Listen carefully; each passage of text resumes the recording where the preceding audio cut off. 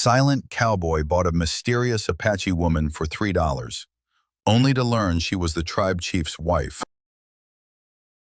Before we dive into the story, don't forget to like the video and tell us in the comments where you're watching from. Cole Merrick arrived at Red Mesa's trading post in the late light of day, the kind of light that stretched long across the dirt and made every object cast a sharp outline. He had spent the entire week repairing a collapsed section of fence on the north pasture and came into town with a sore back, a nearly empty canteen, and a clear list in his mind: buy grain, replace his broken lantern wick, pick up salt, and return home before night fully settled. At 39, Cole lived in a quiet, controlled rhythm that kept the days steady and the nights manageable. He had no family left and no interest in starting trouble in town, so he kept to himself and handled his business with as few words as possible.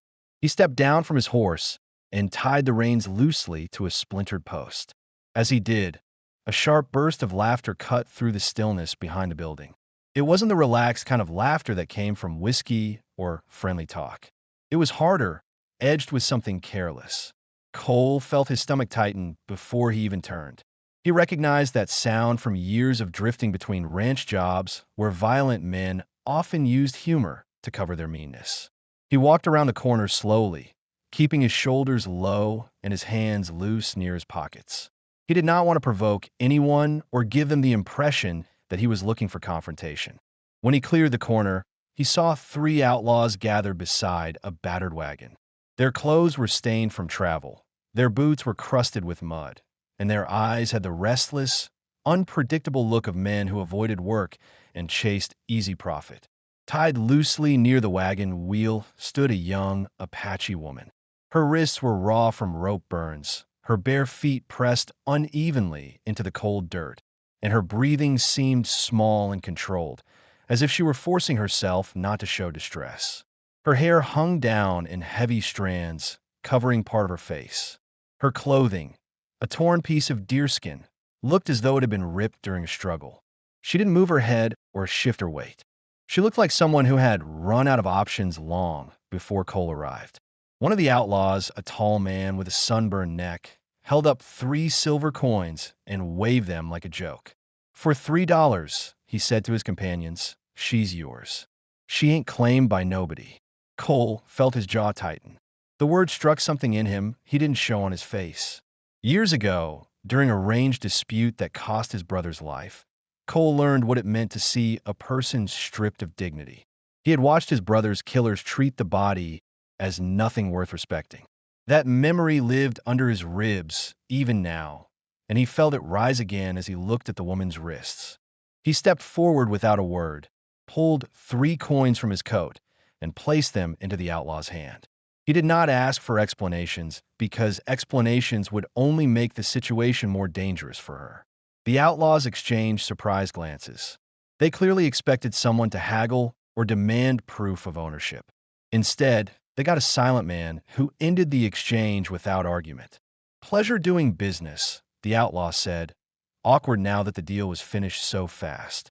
They climbed into the wagon and left with hurried movements, eager to avoid attention.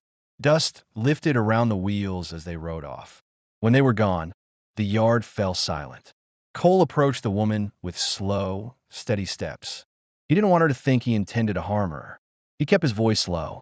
"I'm going to remove this," he said, motioning toward the rope tied at her wrists. She didn't flinch, but her breathing sped up for a brief moment. He worked the knots loose with careful fingers. Once the rope fell away, she held her hands close to her body, not lifting her head. "Come with me," he said quietly. "I won't force you." She followed him toward his horse, her steps unsteady. Her knees wobbled once, and Cole steadied her, not by gripping her arm, but by placing a hand near her elbow so she understood he was ready if she needed help. She climbed up onto the horse with effort, her hands gripping the saddle horn tightly. Cole mounted behind her and kept one arm close enough to prevent a fall, but not tight enough to make her uncomfortable. They rode out of town with the sun dropping behind the ridge. The air grew colder, and each gust made her shiver. Cole noted the small tremors and guided the horse faster. He didn't speak. He didn't want her to feel pressured to answer questions she wasn't ready for. He focused only on the trail and the distance still ahead. During the long ride, Cole thought about why he acted without hesitation. The truth was simple. He couldn't stand by while someone vulnerable was handed off like a sack of grain. She reminded him of his own younger self, someone who had once needed help and received none. By the time his homestead came into view, dusk had turned into early night.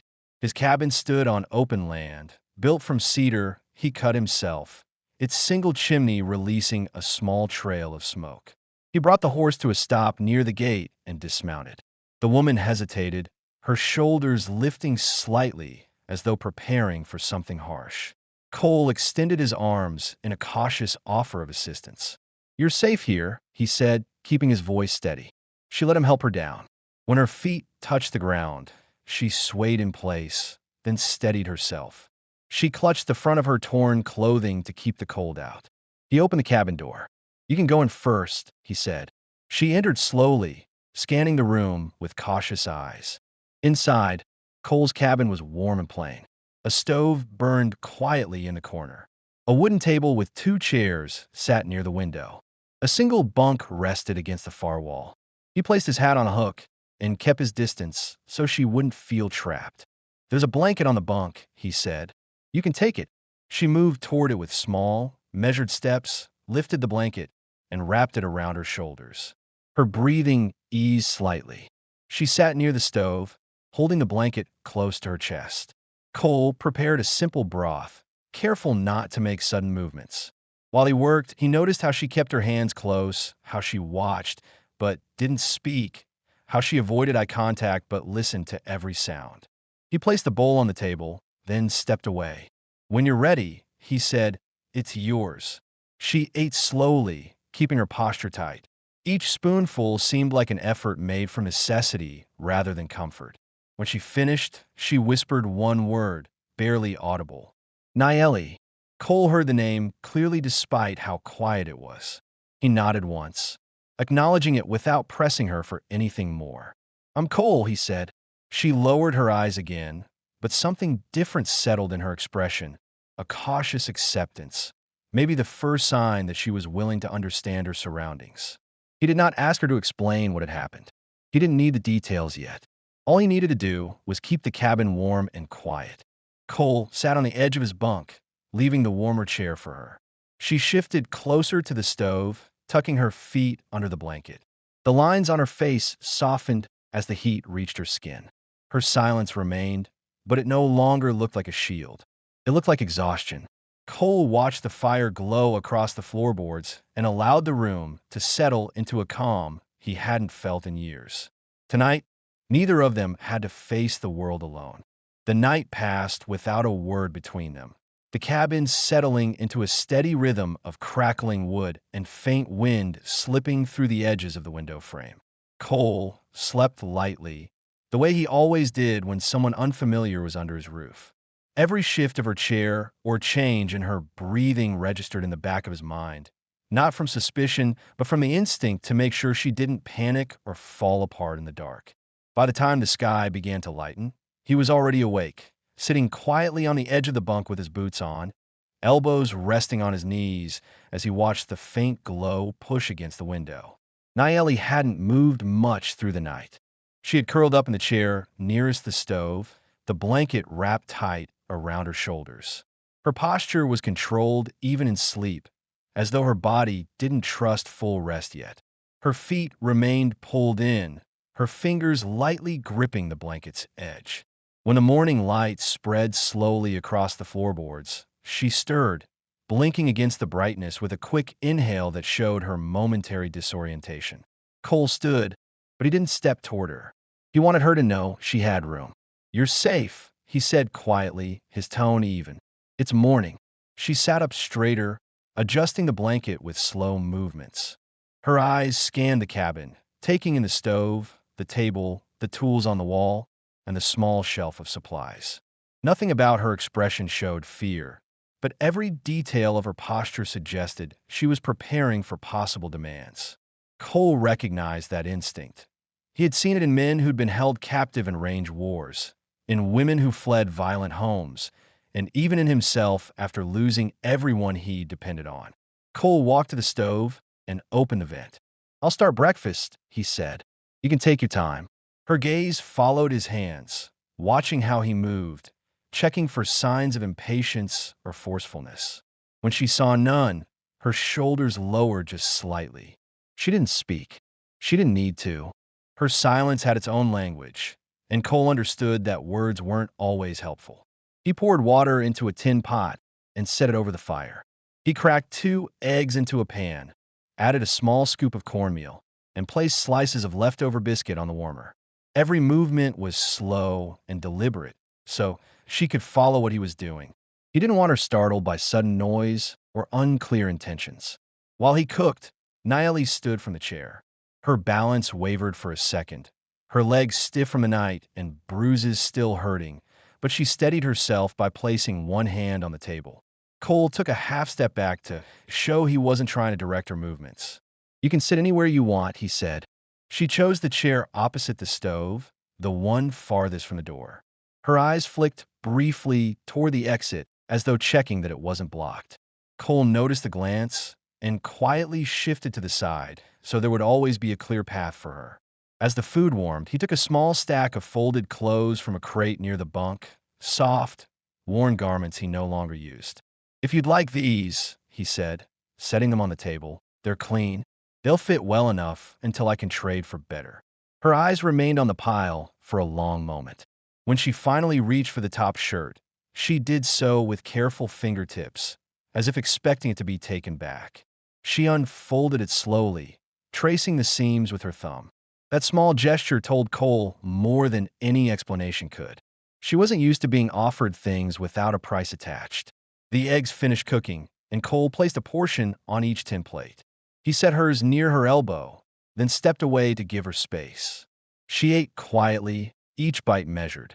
The heat from the food softened the rigid set of her jaw, and a faint steadiness returned to her breathing. After breakfast, she stood again and looked around the cabin with a new sense of attention. She examined the broom leaning against the wall, the water basin near the door, the stack of firewood in the corner. She wasn't searching for danger. She was assessing the space the way someone does when deciding whether they are allowed to contribute. "You don't have to work," Cole said, watching her eyes move from object to object. She held the blanket tighter and gave a small shake of her head, not in disagreement, but in uncertainty. Her throat moved as she swallowed, and after several long seconds, she spoke for the first time since giving her name the night before. "I want to do something," she said softly. Cole nodded. "Only what you choose." She walked to the basin and dipped her hands into the cool water, rubbing them together carefully, washing off the dust and residue from the rope burns. Cole noticed how she winced when the water touched the raw skin, but continued anyway. She dried her hands on a cloth and looked toward the broom again. "If it helps you feel steady," he said, "go ahead." She lifted the broom slowly, as though testing whether the permission was real. When she began sweeping, her movements were small and precise. She didn't sweep for tidiness. She swept because the routine gave her direction. Cole stepped outside to give her the room she seemed to want. The morning air was cold enough to sting the inside of his nose, and the land stretched quiet around him, untouched except for the shifting of the horses in the corral. He leaned against the porch rail, taking in the stillness, thinking about how quickly things had changed. Less than a day had passed since he found her at the trading post, yet the cabin already felt different. Not uncomfortable, not crowded, just changed. He wasn't sure what that meant yet, but he knew the responsibility didn't feel like a burden. After a few minutes, he stepped back inside. Nayeli had finished sweeping and now stood near the stove, her arms crossed lightly under the blanket. She didn't look tired anymore, just cautious. Her eyes held a quiet alertness, as though she were trying to understand what the day might require. Cole didn't push conversation. "I need to check the horses," he said. "You can rest or stay warm. Whatever feels right." She nodded once, a small, firm motion that told him she appreciated the freedom to choose.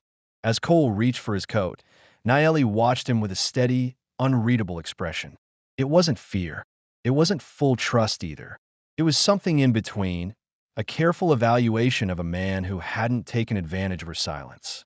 When he stepped outside again, she remained by the stove, fingers brushing the blanket's edge with slow movements that suggested she was beginning to accept its warmth.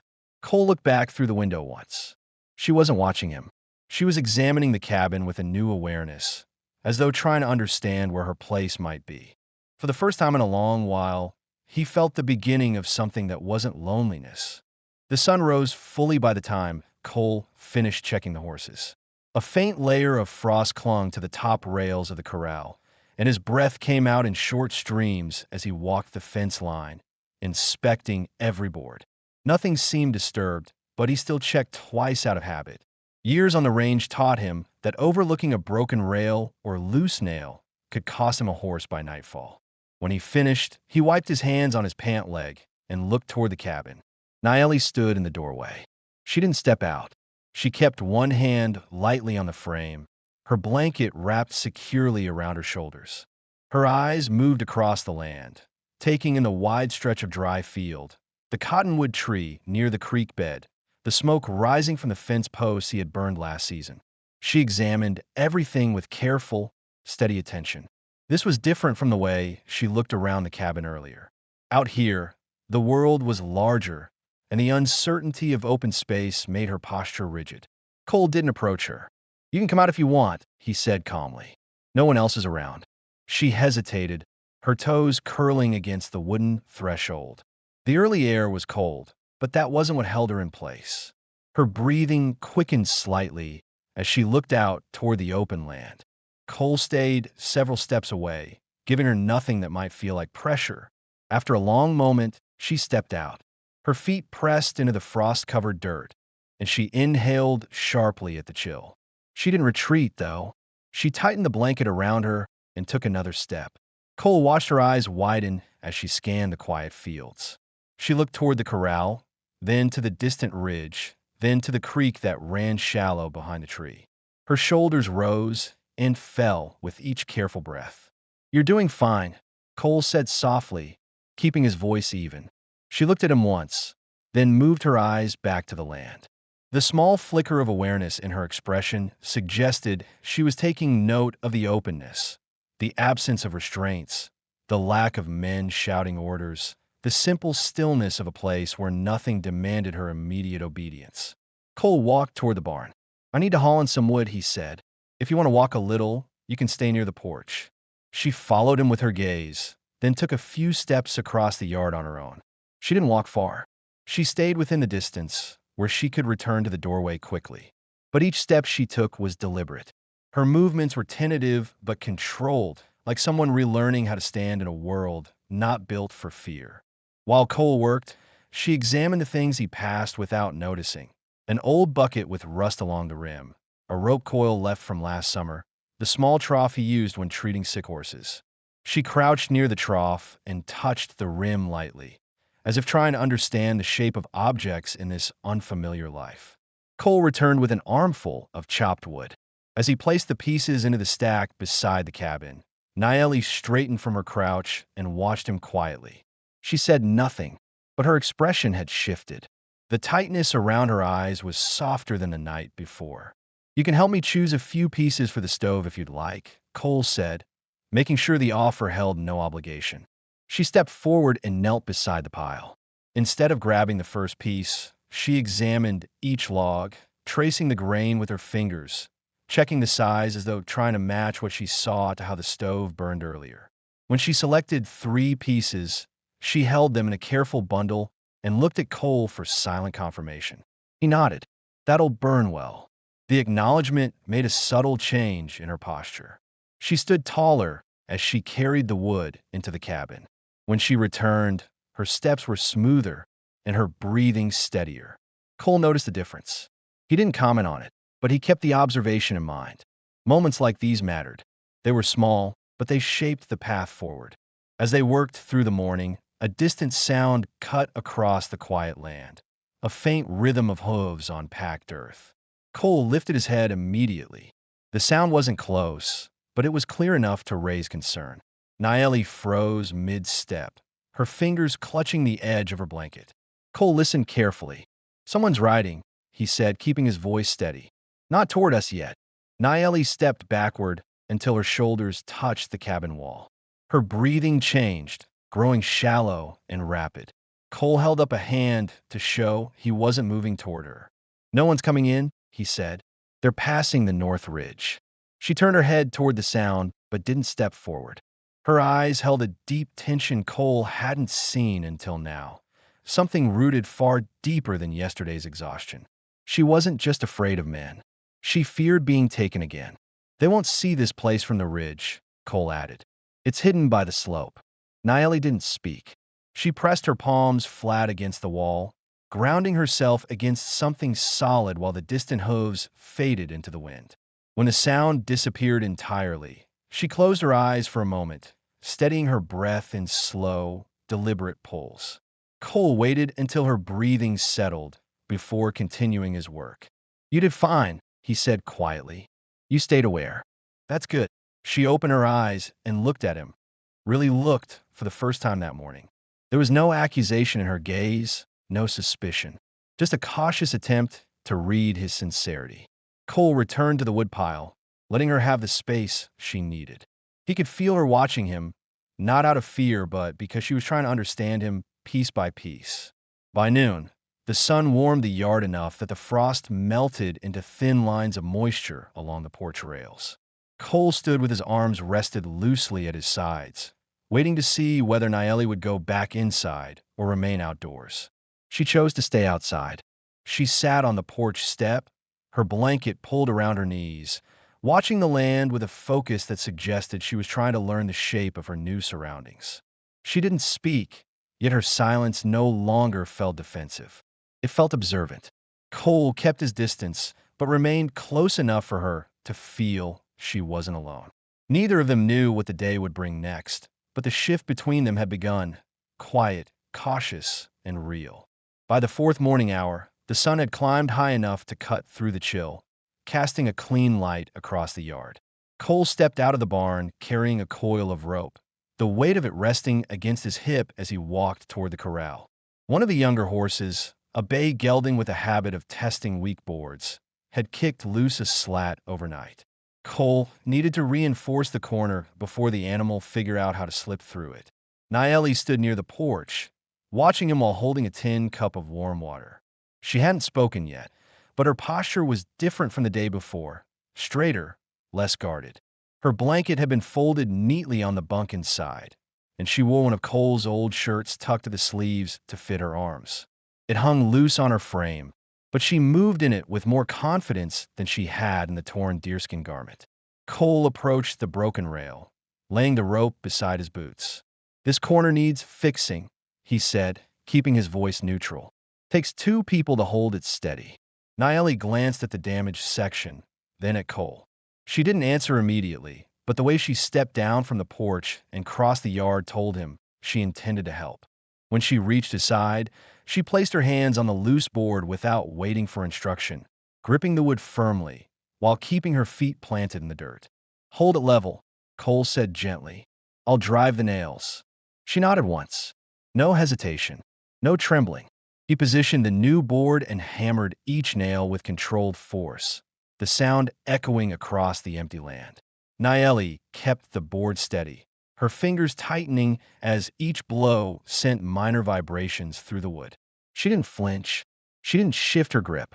Her breathing stayed even. When the last nail was secured, Cole stepped back to check the alignment. "That's good," he said. "Sturdy again." Naeli released the board and brushed the dirt from her palms. For the first time since arriving at the homestead, a faint, brief lift touched her expression. Not quite a smile, but the beginning of something that showed she felt capable. Before Cole could say anything more, the distant thud of a single horse carried across the ridge. It wasn't the slow, lazy rhythm of a ranch hand riding between properties. It was a steady, direct pace, someone with purpose. Cole turned toward the sound, his jaw tensing. Naeli stiffened, backing toward the porch with quick, controlled steps. Cole raised a hand to reassure her. "Stay by the door," he said evenly. "Don't go inside unless I say." She didn't argue. She positioned herself close to the wall, her eyes fixed on the rider coming over the rise. A lone man approached, lean, dust-covered, leading a tired horse. His coat flapped against the wind, and his hat cast a long shadow over his face. When he reached the gate, he dismounted slowly, lifting a hand in greeting but keeping his distance from the porch. "Mornin', Merrick," he called out. "Smoke from your chimney caught my eye. Thought I'd make sure you weren't needing help." Cole recognized him, Darren Walsh, a drifter known for passing through the area every few months in search of odd jobs. He wasn't dangerous, but he had a habit of appearing without warning. Cole stepped forward enough to block Darren's view of Nayeli. "I'm managing fine," Cole said. "Nothing out of order." Darren studied Cole's face, then glanced at the repaired section of fence. "Looks like someone gave you trouble." "Horses," Cole replied calmly. One kicked through the rail. Darren nodded slowly, not fully convinced but unwilling to press. "Heard some rough men pass through the post last night. You come across?" "Bought my supplies and left," Cole said, his tone steady. Darren looked toward the porch, curious. Nayeli stepped slightly behind the doorway, her gaze fixed on the stranger with sharp vigilance. She didn't tremble this time. She assessed him. Cole shifted his weight, his message clear without raising his voice. "You have business here? Or just checking smoke?" Darren adjusted his reins. "Just checking. Didn't know if you needed anything." "I've got enough," Cole said. The drifter read the finality in Cole's stance, nodded once, and mounted his horse again. "Be well, Merrick." "Safe travels," Cole replied. They watched him ride off until the dust settled behind him. Only then did Cole turn toward Nayeli. She stood tall against the cabin wall, her hands pressed lightly against her thighs to steady herself. The fear in her eyes was different now, no longer tied to helplessness, but to the possibility of being recognized and dragged back into danger. "He's gone," Cole said. "He won't return here." Nayeli exhaled slowly, the first sign of relief since Darren appeared. She stepped away from the wall, lowering her gaze as though processing the interaction piece by piece. Cole noticed the tension in her shoulders and the careful way she breathed. "You handled yourself well," he said. "You kept calm." She lifted her head, meeting his eyes briefly before looking toward the repaired fence. Her voice came out quiet but steady. "I didn't want him to see me." "He didn't," Cole replied. "And he won't hear anything from me." Nayeli nodded, a small gesture expressing both gratitude and the weight of still unspoken worries. Cole picked up the unused rope and dusted off his hands. "I have coffee warming inside," he said. "You can rest if you want." She followed him toward the porch, walking with a steadier rhythm than she had the day before.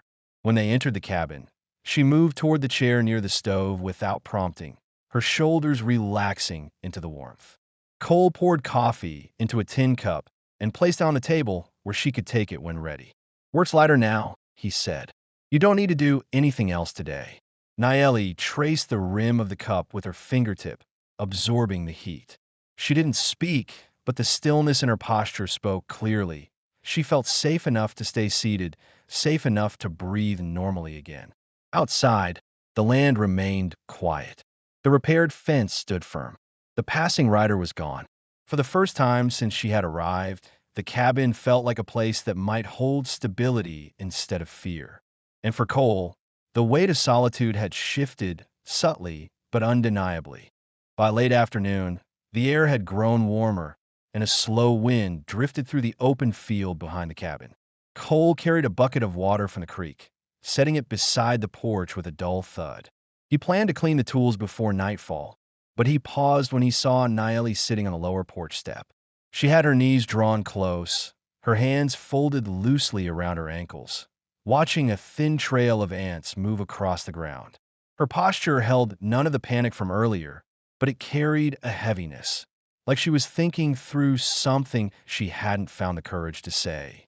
Cole wiped his brow with the back of his sleeve and sat on the step a short distance from her. He made sure to leave space so she wouldn't feel cornered. For several minutes, neither spoke. The quiet settled easily between them, interrupted only by the soft rustle of grass and the occasional creak of the porch boards. Nayeli shifted slightly. Her fingers tightened around her ankles, and she took a long, steady breath. Cole noticed the effort. It wasn't the kind of breath someone takes to relax. It was the kind people take when they decide to open a wound they've kept hidden. You don't have to tell me anything, Cole said quietly, looking ahead at the field instead of at her. Only if you choose to. She didn't move for a while. Then she released her ankles and rested her hands on her lap, palms facing down. Her voice came low, unsteady but clear enough to follow. They took me from the winter camp, she said. It happened before dawn. Cole listened without shifting position. He didn't ask questions. He didn't lean closer. He kept his breathing slow, so she would feel no urgency. There were 5 men, she continued. They came while everyone slept. They tied my wrists and covered my mouth so I wouldn't wake the others. Her eyes stayed fixed on the ground. I didn't understand why they wanted me. I had never seen them before. Cole's jaw tightened, but he didn't let the reaction show on his face. He'd spent enough time around survivors to know that visible anger could be mistaken for judgment. They kept me moving, she said. Days. No water unless they felt like giving it. They spoke of selling me farther south. She swallowed hard. I thought I would never go home again.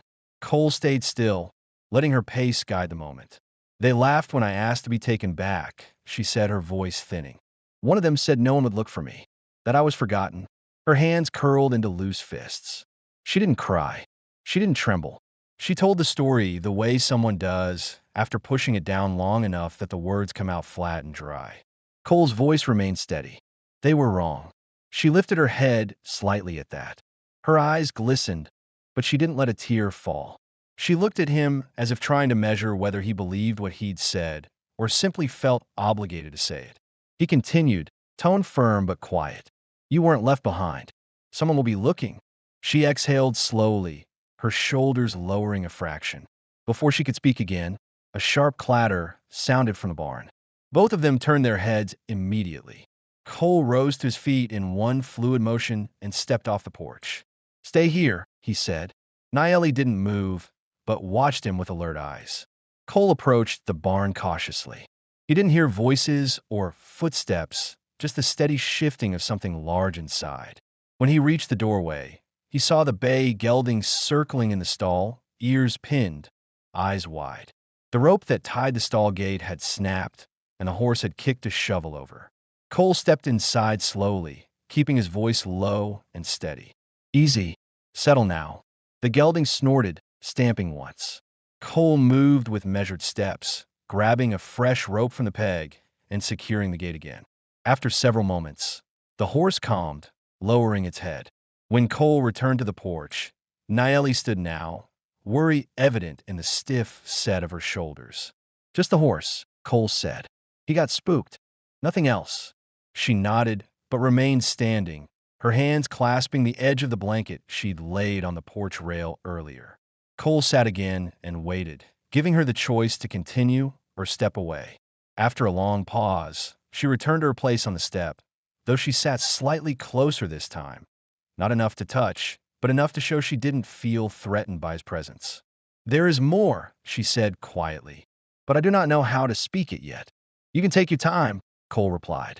I'll listen when you're ready. A faint tremor crossed her fingers, but her expression held something different now. A restrained strength, the kind that grows after the first truth has been spoken. Cole leaned back slightly, resting one arm on his knee. You've already come far, he said. That matters. She looked at him, studying his face for a long moment. You helped me without asking who I was, she said. I don't understand why. He answered plainly, with no hesitation. Because you needed help. Nayeli absorbed the words slowly, her gaze dropping to the ground again as if she were measuring the honesty in them. She didn't speak after that. She sat quietly, allowing the silence to settle in a way that didn't feel like fear or avoidance, just a pause she was finally allowed to take. As evening approached, Cole stood and offered a simple choice. If you're comfortable, we can eat outside tonight. The air's calm. She looked up, considering the space beyond the porch. After a brief moment, she nodded. Cole went inside to prepare supper, and Nayeli remained seated on the steps, watching the sky shift into softer colors. Her posture held a new steadiness, fragile but real. For the first time, She wasn't enduring the world. She was re-entering it. The evening meal had barely ended when the light began to fade behind the ridge. Cole rinsed the tin plates at the water barrel, the coolness of the water biting into his fingers. The day had been quiet except for Nieli's halting steps into her own history, and Cole's mind still replayed her words in slow fragments. Each detail she shared changed the shape of his responsibility in ways he didn't say aloud. Nieli stood near the edge of the porch, her hands resting lightly against the rail. She watched the horizon with a focus that made Cole stop what he was doing. Her breathing was shallow, not from fear this time, but from instinct, the kind of instinct that sensed danger before it showed itself. Cole stepped beside her without touching her or blocking her view. "What do you see?" he asked softly. She didn't answer right away. She lifted her chin slightly, her eyes narrowing as she followed something he couldn't yet hear. Then she spoke. "There is someone coming," she said. "Far." Cole listened carefully. He heard nothing at first, only the wind brushing through the grass. But after several seconds, a faint vibration reached him, so light it could have been mistaken for shifting earth. Hoofbeats. Slow, controlled, deliberate. Nieli's fingers tightened around the porch rail. Not in panic, but in concentration. Cole placed the plates aside and walked to the barn door, retrieving the rifle he kept stored inside. He didn't raise it. He held it low, barrel pointed at the dirt, more of a precaution than a threat. Nieli's eyes tracked the movement, but she didn't back away. Instead, she stepped down from the porch and approached the side of the cabin where she could watch the ridge more clearly. The rider appeared moments later, not the drifter from before. This man rode with a straighter posture, guiding his horse with practiced control. His coat was darker, and he carried a long scarf tied around his throat. Even from a distance, the rider's confidence suggested he knew exactly where he was going. Nieli recognized this pattern of approach. Her breathing shifted, and she leaned slightly forward, studying the rider's stance. "That is not a traitor," she said. Cole kept his voice steady. "Someone following a trail?" She shook her head. "No, he rides as if he looks for a place, not for game." Cole stepped in front of her gently, trying to block her from view without making the gesture feel like a cage. "You stay close to the wall," he said. She remained where she was, but moved an inch deeper into the shadow cast by the cabin. The rider slowed as he neared the gate. Cole's grip tightened slightly on the rifle, not enough to show tension, but enough to be ready. The horse snorted and pawed at the dirt, clearly tired from a long travel. "Evening," the rider called out, lifting one hand. Cole did not move from his spot. "State your business." The man pulled his horse to a full stop. His eyes scanned the yard, the barn, the fences, and finally the cabin. He seemed to be measuring everything in the same way a tracker reads ground signs. "I'm looking for someone," the man said. "A woman." Nieli inhaled sharply behind Cole. Cole didn't turn around. "What woman?" "Apache," the rider said. "Young. Taken from her tribe a few weeks back. Word as she passed through Red Mesa." Cole kept his expression still, though a pulse of heat rose beneath his ribs. "What's her interest?" he asked. The rider adjusted his scarf, revealing a small leather crest pin to his vest, tribal craftsmanship, but not from Nieli's band. "Her family hired us," the man said. "We're scouts, not bounty hunters. We're here to bring her back if she's still alive." Nieli stepped forward before Cole could stop her. "They sent you?" she asked, voice quiet but steady. The man's eyes widened slightly, recognizing her immediately. Cole shifted his stance, placing himself between them again, not aggressively, but with deliberate caution. "You're not taking her anywhere unless she says so." The scout raised both hands in a calming gesture. "I'm not here to force anything," he said. "Her people are searching. Her father, he believes she's gone forever. We're trying to prove he's wrong." Nieli stepped to Cole's side, not behind him. This was new. She chose to stand where she could speak and be seen on her own terms. "What do you want from me?" she asked the rider. "Only to tell your people you live," the scout answered, "and to guide anyone who comes in peace." Nieli studied him with long, careful silence. Cole watched her, noting the shift in her shoulders. This wasn't fear, this was decision-making. She weighed the risk, the possibility of a trap, the memory of the men who had taken her. Finally, she spoke. "You may tell them I am alive, but I do not return tonight." Her voice did not shake. The rider nodded respectfully. "I'll carry the message." He looked at Cole next. "She has protection here." "She does," Cole answered, tone unyielding. The rider accepted the answer without challenge. He tightened the reins, preparing to turn back toward the ridge. "Others may come," the scout warned. "Not all will be peaceful." Cole's jaw tightened. "We'll be ready." When the rider disappeared beyond the hill, Cole exhaled slowly, lowering the rifle. Nayeli stepped away from the wall, her hands no longer trembling. She looked at him with an expression he hadn't seen from her before, certainty. "You did not offer me," she said. "You waited for my choice." "That's the only way it goes," Cole replied. Nayeli's breath left her chest in a slow release, as though a weight she'd been carrying finally shifted. But the night brought a new truth with it. Now that her tribe knew she lived, others would follow. Some would come in peace. Others would not. And for the first time, both Cole and Nayeli understood they were no longer just protecting themselves. They were protecting each other. The next morning carried a tense stillness that Cole felt the moment he stepped outside. The sky held a sharp blue, unbroken by clouds, yet the air carried a weight that had nothing to do with weather. He checked the corral, tightened the barn latch, and walked the fence line without speaking. His movements were quiet, controlled, the way he moved back in his drifting years when he expected trouble but didn't know from which direction it would come. Nayeli stood at the side of the cabin, her arms wrapped loosely around herself. She wasn't trembling. She wasn't restless. She was alert.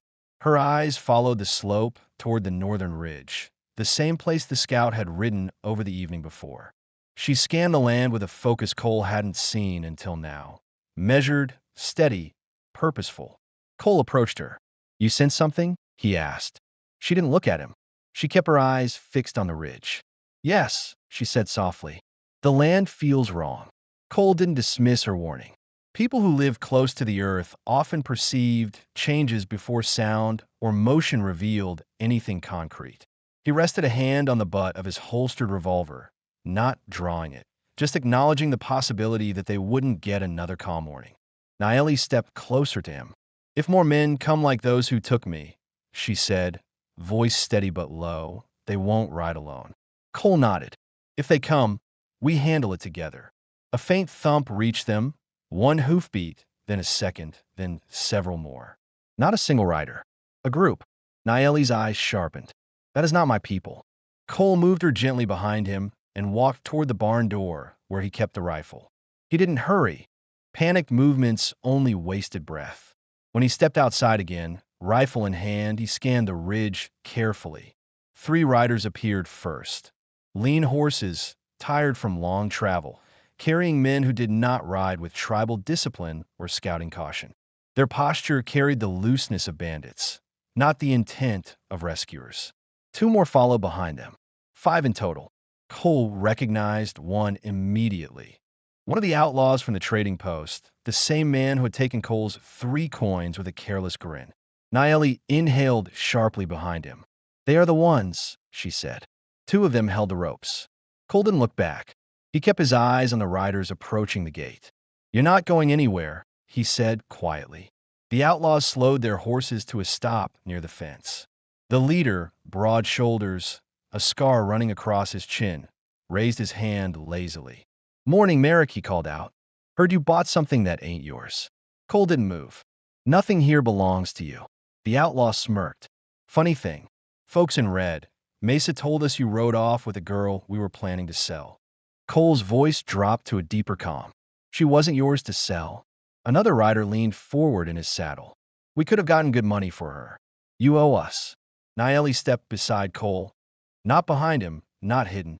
She stood tall, her hair pushed away from her face by the wind, her eyes fixed on the men who had taken her. Cole felt the shift in her presence. She wasn't the silent, collapsed woman from days before. She held herself with calm anger now, not fear. Cole said quietly, without turning his head, "Go inside if you want." "I stay," she answered. The outlaw leader laughed, a short, harsh sound. "She got spirit now. Must be the food you fed her. Or something else." Cole lifted the rifle slightly. Not enough to aim, just enough to make the message clear. "You're leaving," Cole said. "No one here is going with you." One of the men spat into the dirt. "You're one man." Cole's tone remained even. "Count again." Naeli stepped forward a single pace.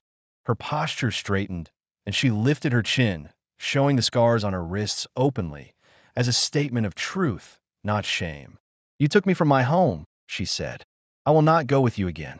Her voice carried across the yard with a firmness that made two of the riders tighten their grips on their reins. The leader scoffed. "Doesn't matter what you want." Cole raised the rifle to his shoulder in one smooth motion. "It matters here." The outlaws hesitated. They hadn't expected resistance. Not this kind. Not now. Cole's stance held no bravado. It was pure readiness. He had been in enough fights to know when harder men broke under stillness. But it wasn't Cole who changed the moment. It was Naeli. She stepped forward again until she stood directly beside him, not shielded. Her voice cut through the standoff. "My people know I live." The outlaws exchanged looks, uneasy now. The leader stiffened. "That true?" he snapped. "Yes," Naeli said.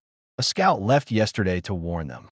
The men muttered among themselves, realizing the weight of the situation.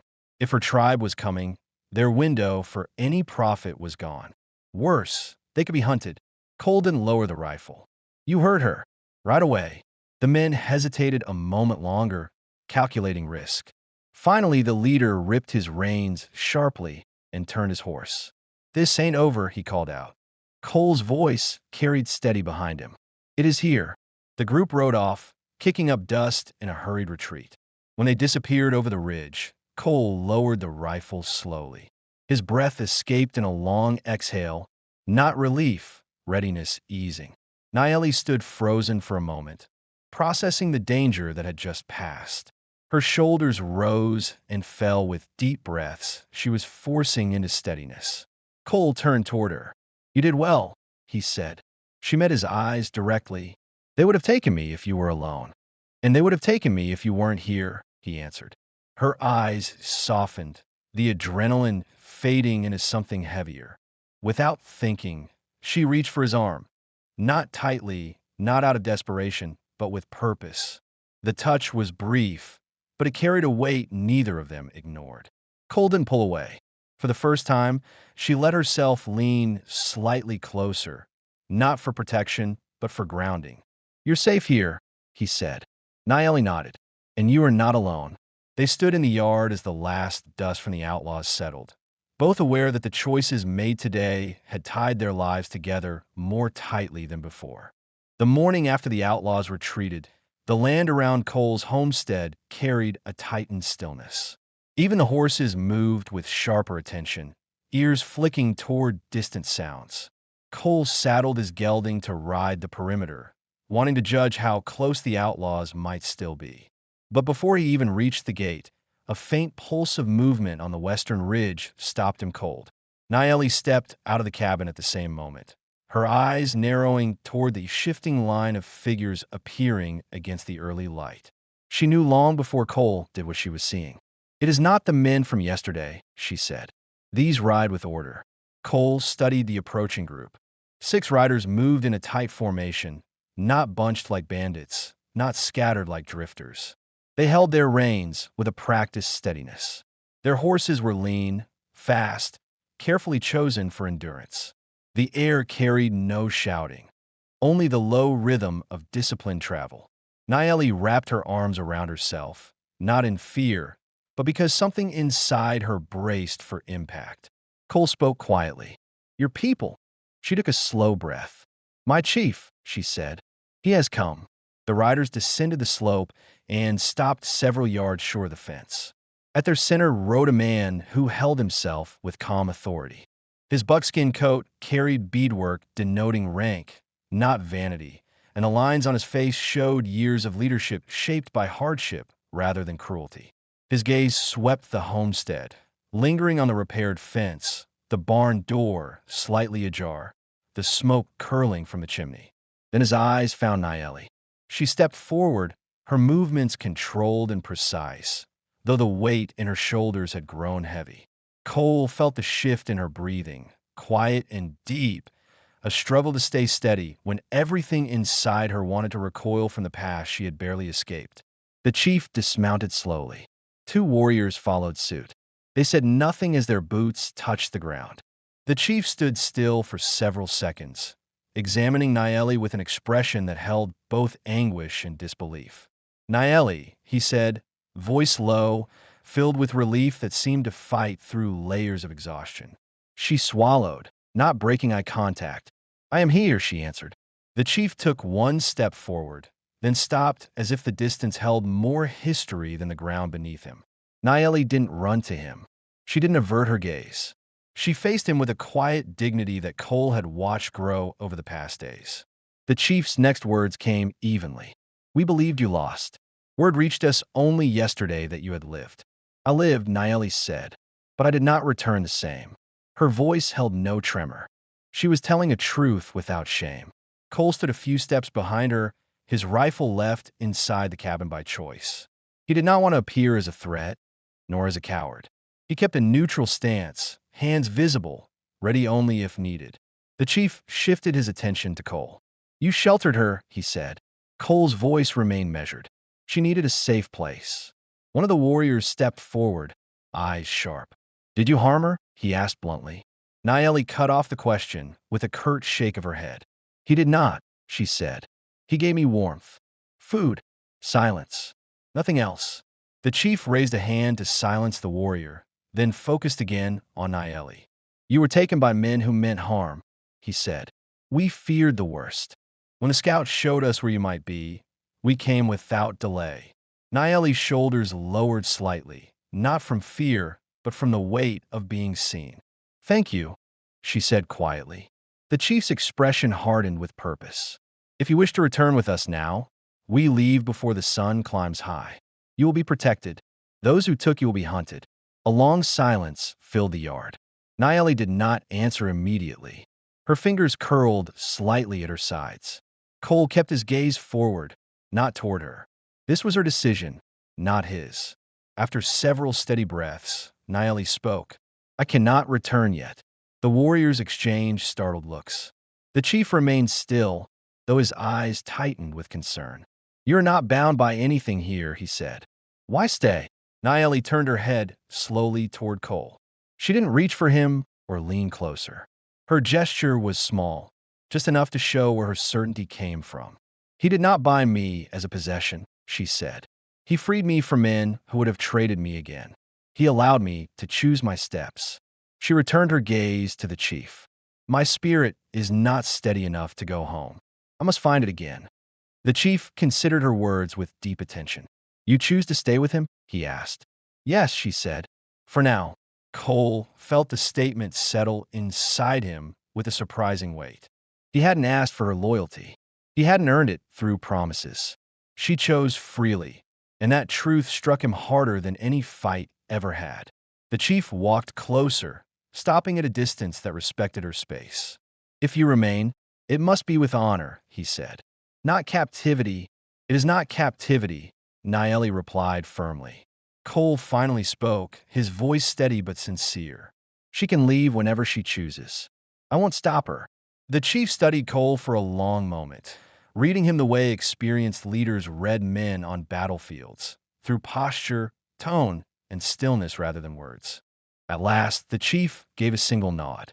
"Then you have my respect," he said, "and my eyes will not see you as an enemy." He turned back to Naeli. "When your heart is ready, you will return to us. Until then, we leave you in peace." Naeli exhaled slowly, tension easing from her frame. "Thank you," she whispered. The chief placed a small wrapped bundle on the ground before her, a gesture of protection, not obligation.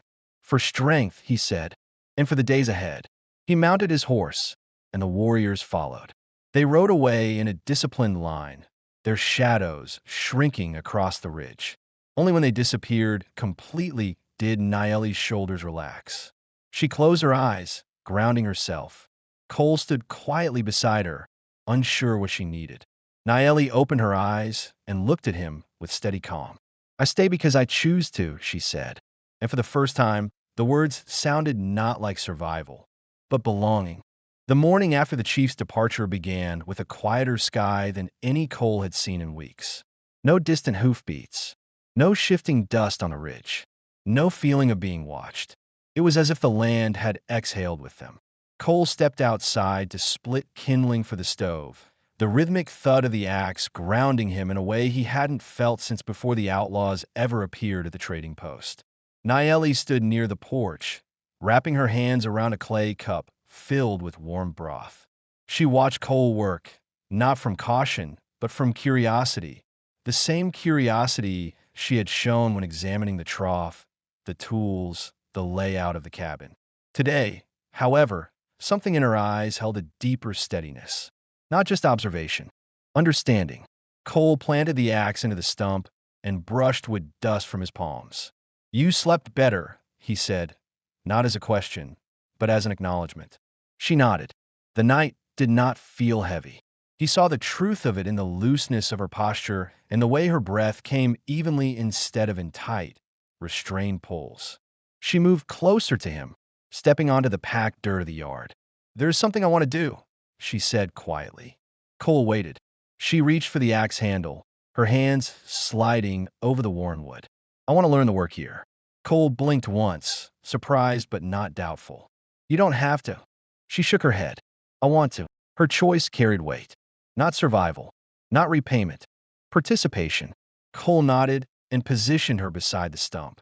He showed her how to set the log, how to space her feet without straining her balance, how to hold the handle firm without locking her arms. She listened carefully, her movements precise. When she brought the axe down for the first time, the log split unevenly, but she didn't flinch or look to him for approval. She simply adjusted her grip and struck again. The next split was cleaner. Cole smiled faintly. "That's good." Nayeli's eyes flicked up at him. "It feels good to use strength again." They worked side by side until a small pile of kindling formed between them. When they finished, she wiped her palms on her trousers and looked toward the cabin with an expression that carried quiet thought. "I want to show you something," she said. Cole followed her inside. She retrieved the small bundle the chief had left, a wrapped parcel tied with leather cord. She untied it carefully and opened the cloth, revealing two items: a carved wooden charm representing protection, and a thin strip of dyed hide with her tribe's marking for union, worn traditionally by those who chose a partner by will, not arrangement. Cole looked at the items without reaching for them. "Your chief gave these to you?" She nodded. "He said they are for when I know my path." Cole waited, heart steady but heavy with expectation. Nayeli held the piece of marked hide between her fingers. "This is not a bond forced by my people," she said. "It is given only when someone chooses a life." She took a slow, grounding breath and met his eyes with a calm strength he hadn't seen from her before. "I want my life here," she said. "With you." The words hit Cole like a slow-moving wave. Not overwhelming, but deep enough to settle into every space that loneliness once occupied. He stepped closer, leaving no distance between them that suggested uncertainty. "You're sure?" he asked, voice low. "I am," she answered without hesitation. "You gave me safety without demand. You waited when I was silent. You let me decide who I am now." Her voice softened. "I did not want to leave this home." Cole reached out and took the marked hide gently from her hands. "If you stay," he said, "you stay as my equal." "Yes," she said, "that is what I choose." He tied the strip loosely around her wrist, securing it with a careful knot. Her eyes softened, and a long breath escaped her chest as though the decision settled her spirit. A soft knock sounded at the door. Cole and Nayeli turned together. Outside stood the same scout who had visited days earlier, his posture relaxed but purposeful. Cole opened the door, but didn't step aside. The scout looked at Nayeli and bowed his head respectfully. "I came to tell you," he said, "your chief accepts your choice. He says his home is open when you wish to return, but he will not send for you again." Nayeli nodded, gratitude pulling gently at her features. "Thank you." The scout looked at Cole next. "He asked me to give you this." He handed Cole a short carved staff, a symbol of acknowledgement from a chief to a man who protected one of his own without claiming ownership. Cole accepted it with steady hands. "I respect the gesture." You earned it, the scout replied. He mounted his horse, looked once more at Naeli with a quiet smile, then rode off toward the ridge. When the scout vanished, Cole turned to her again. You're certain? He asked one last time. Naeli stepped close enough that her forehead nearly touched his chest. I am home, she said.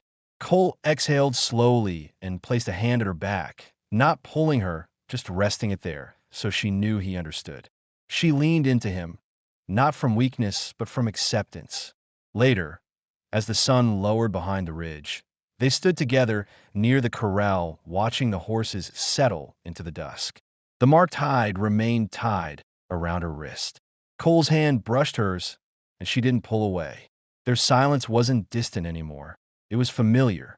The world outside their land still held danger, but inside the boundary of the homestead, there was calm, warmth, and unspoken promise. They stayed that way as daylight faded. Two people who had found a life not through force or expectation, but through decision. A home built not from rescue, but from choice.